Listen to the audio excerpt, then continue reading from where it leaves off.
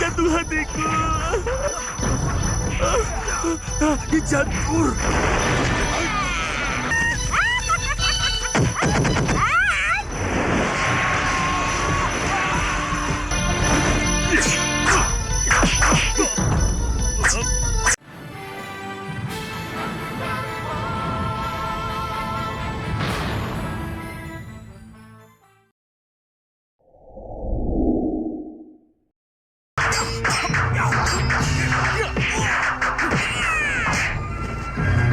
Romo Prabu tahu kalau aku ada di sini. Iya.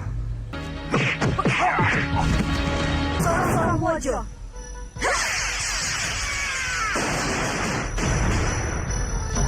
Ayo cepat.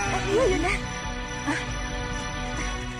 Melanjutkan cerita di episode sebelumnya bahwa dua prajurit Telik Sandi Kertanegara yang melihat keberadaan Dewi Sukesi di kediaman Nyi Rampak akhirnya melaporkan hal tersebut kepada Raja Kertanegara. Sang Prabu pun menjadi terkejut mendengar laporan dari dua prajurit tersebut, karena Sang Prabu pun tahu siapa sebenarnya Nyi Rampak itu.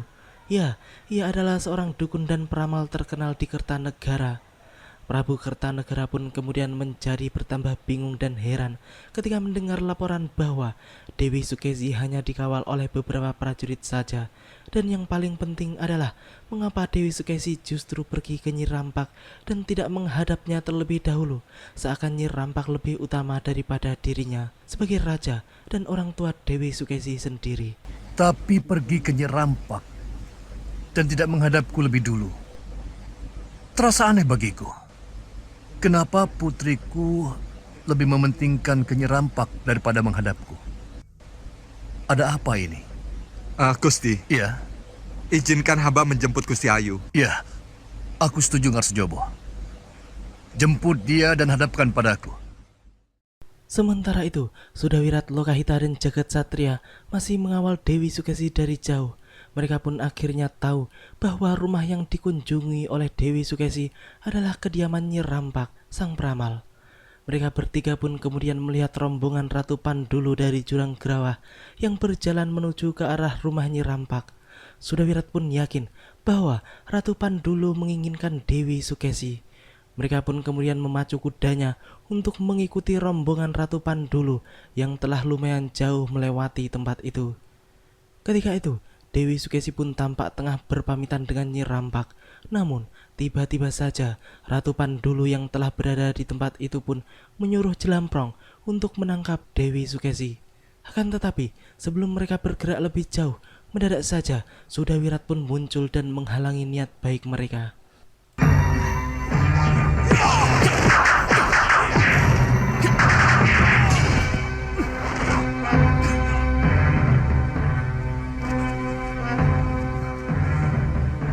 Maaf Gusti Ratu, silakan Gusti Ratu mundur.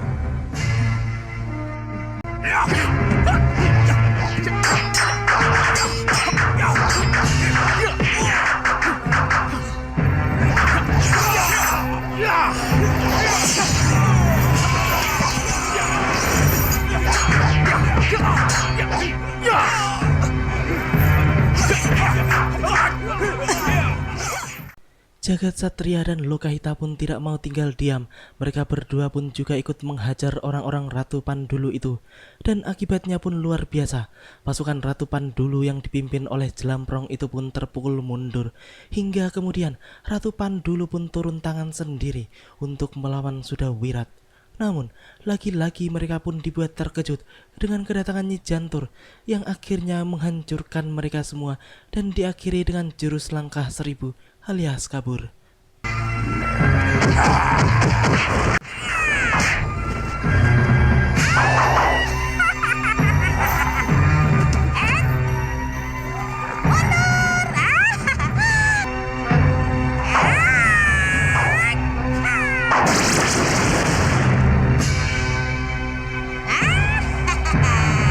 Terima kasih Sudawirat, Lokahita dan Jagat Satria. Lagi-lagi kalian menolongku. Kami terpaksa tetap mengawal karena takut terjadi hal-hal yang tidak diinginkan Gusti Ratu. Iya, tapi kenapa Nyi Jantur bisa tiba-tiba datang? Apa secara diam-diam Nyi Jantur ikut mengawasiku dari udara? Lagi-lagi, Dewi Sukesi pun merasa risih karena diikuti oleh para pendekar Malwapati itu. Karena ia merasa takut rahasianya akan terbongkar, sehingga ia pun menyuruh mereka untuk tidak mengawalnya lagi. Selir bodoh itu pun tidak pernah berpikir bahwa jika tidak ada para pendekar tersebut, maka mungkin dirinya saat ini sudah menjadi bangkai. Di tengah pembicaraan mereka, tiba-tiba datanglah Patih Kertanegara yang akan menjemput Dewi Sukesi atas perintah Sang Prabu sendiri. Mohon maaf, Gusti. Iya. Hamba diutus Romo Prabu untuk menjemput Gusti. Romo Prabu tahu kalau aku ada di sini. Iya.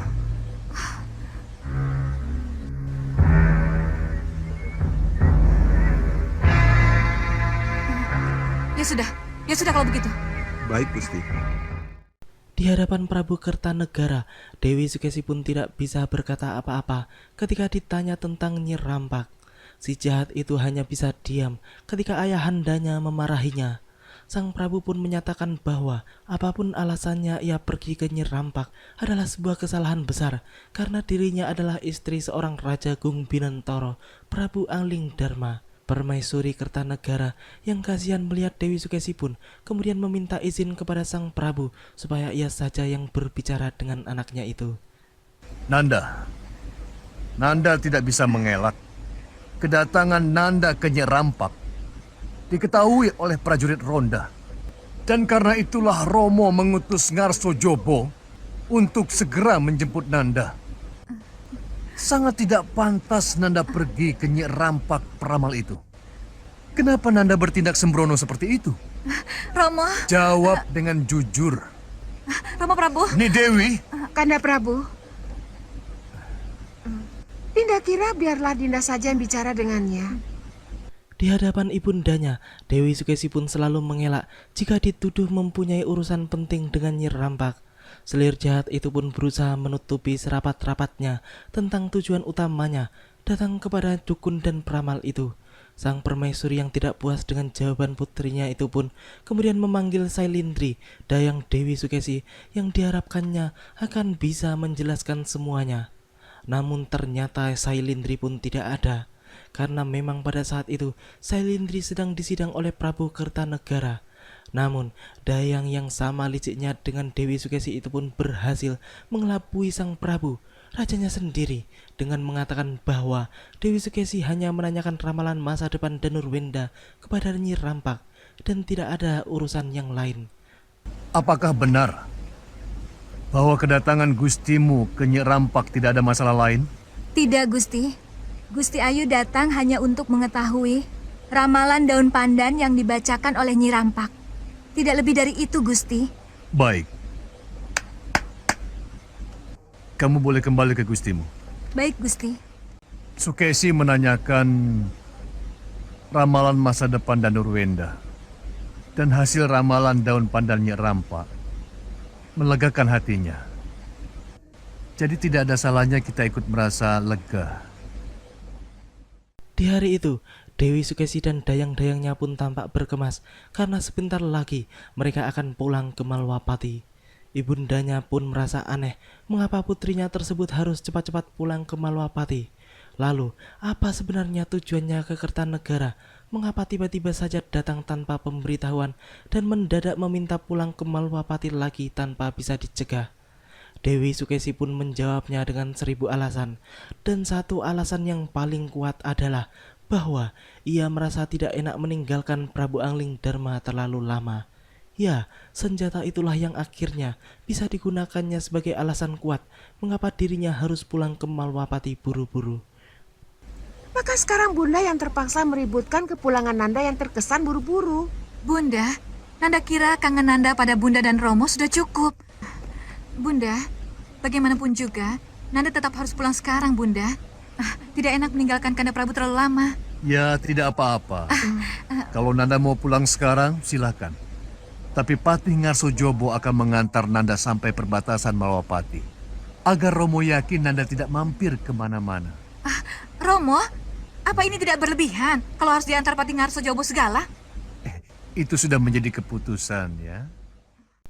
Kini kita menuju pusar angin, yang pada saat itu Bahadur pun mengusulkan kepada Singa Maruta untuk menculik Dewi Sukesi yang sedang dalam perjalanan ke Malwapati.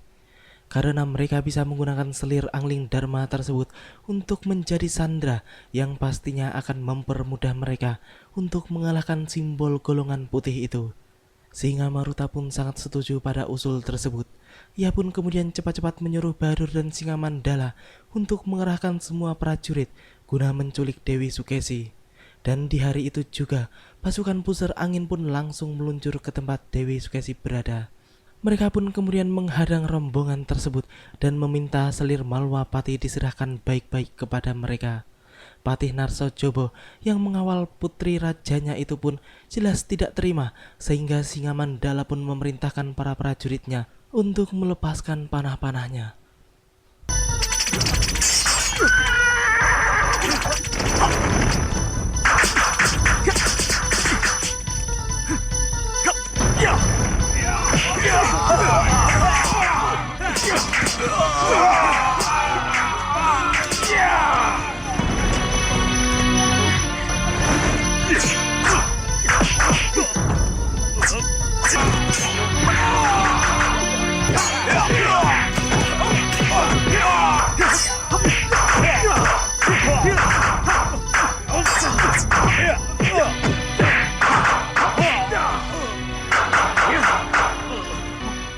Ya, lagi-lagi Sudawirat dan Lokahita serta Jagat Satria datang membantu.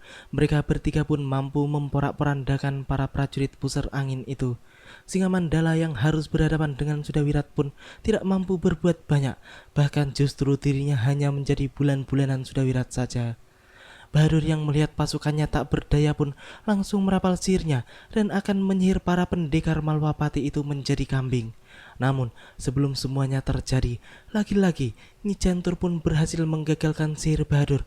Bahkan Bahadur pun sampai menjadi banci kaleng yang kehilangan jantung hatinya.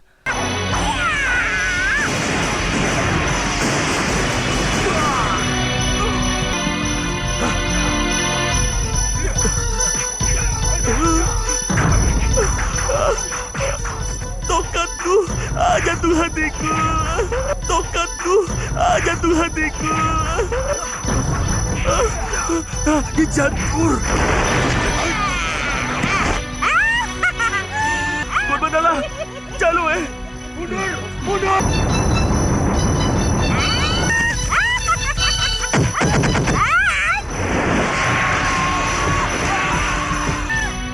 Biar kamu. Terima kasih Nyi Jantur, terima kasih. Ya, mereka semua pun mengucapkan banyak terima kasih kepada Nyi Jantur yang telah datang tepat pada waktunya sebelum mereka semua menjadi kambing karena sihir Bahadur. Senopati Prabaswara yang sejak tadi memperhatikan semua yang terjadi pun akhirnya memutuskan untuk tidak keluar dari persembunyiannya karena ia merasa dirinya sudah tidak diperlukan lagi.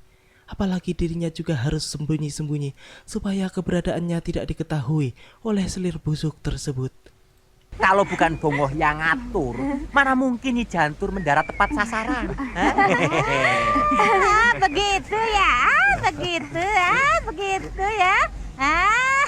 Kalau ngomong kamu jago, giliran disuruh berantem, kamu, ya kan? Jangan buka rahasia, malu Nyi. Makanya jangan asal ngomong. Lapar, ke warung yuk. Lapar. Makan. Warung.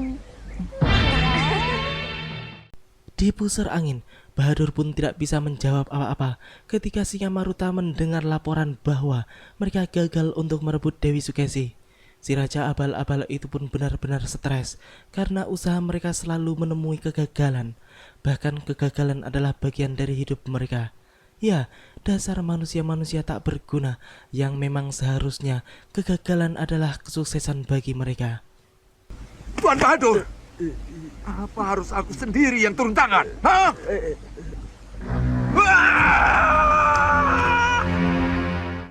Kini kita kembali lagi ke perjalanan selir jelek yang seharusnya tidak usah ditolong itu, di mana pada saat itu gantian kelompok Prabu Baka yang hendak menculiknya dengan teknik malih rupa.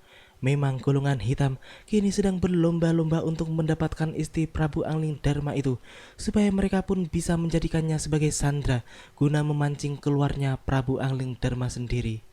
Di saat itu, Kaisar Dulo Yudo pun telah menyamar menjadi Batik Madrim. Ia pun juga mengubah 4 anak buahnya menjadi prajurit Malwapati. Setelah itu, Batik Madrim palsu itu pun segera menghentikan rombongan selir Dewi Sukesi. Ia pun kemudian mengaku bahwa dirinya diutus oleh Prabu Angling Dharma untuk menjemput selir Sukesi, sehingga Patih Narso Jobo pun tidak perlu lagi mengawalnya.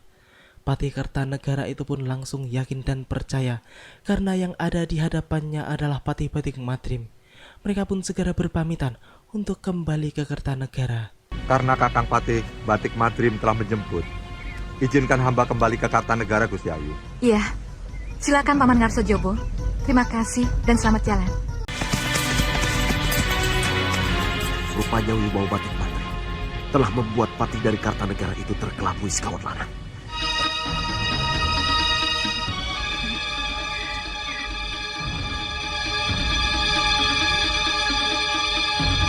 Sekarang tinggal menggiring rombongan ke sini. Iya, Ki Payung Sarogo. Iya, Sang Prabu. Ingat, begitu rombongan masuk, langsung sergap. Baik, Sang Prabu. Ketika Patih Batik Madrim memerintahkan semuanya untuk melanjutkan perjalanan, tiba-tiba datanglah Senopati Prabaswara yang langsung menghajar patih palsu itu. Batik Madrim pun marah besar karena ternyata Senopati Malwapati itu telah mengetahui siapa dirinya yang sebenarnya.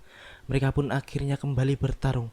Namun Senopati Prabaswara terlalu tangguh untuk bisa ditundukkannya.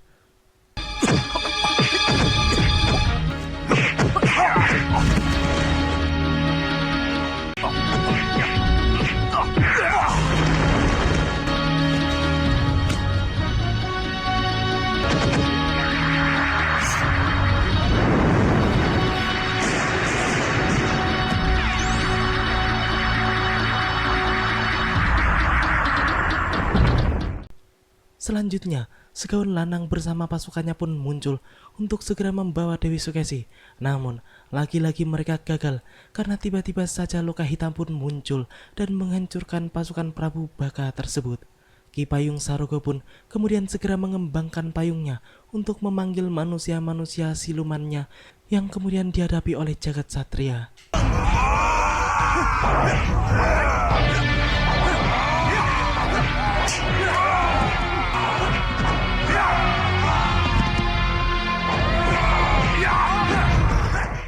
Ketika mereka semua sedang sibuk dengan lawannya masing-masing, tiba-tiba saja 3 putri siluman Prabu Baka segera memanfaatkan kesempatan itu untuk membawa kabur Dewi Sukesi dari tempat itu. Namun, mereka lupa bahwa masih ada Nyi Jantur yang berperan sebagai angkatan udara Malwapati. Nyi Jantur pun kemudian mengelabui mereka dan membawa Dewi Sukesi langsung ke Malwapati. Sedangkan ketiga putri siluman itu pun cepat-cepat mengeluarkan ajian pamungkas mereka, yaitu Aji Songsong Wojo, untuk menghabisi Nyi Jantur. Mereka pun puas melihat Nyi Jantur hancur terkena ilmu mereka itu, dan mereka pun langsung membawa Dewi Sukesi pergi dari tempat itu. Namun, ketika mereka sadar bahwa sedang dikerjai oleh Nyi Jantur, mereka pun hanya bisa mengumpat kesal karena kegagalan mereka. Matur pada Gusti Prabaskara bahwa Gusti Dewi saya bawa langsung ke Malwapati, ya? Iya, Nyi, iya. Mari Gusti Dewi, ayo kita tinggalkan mereka. Songsong Wojo.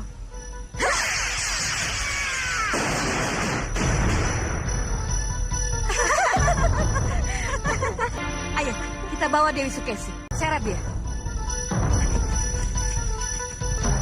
Ayo, cepat. Iya, Yunda. Kurang ajar.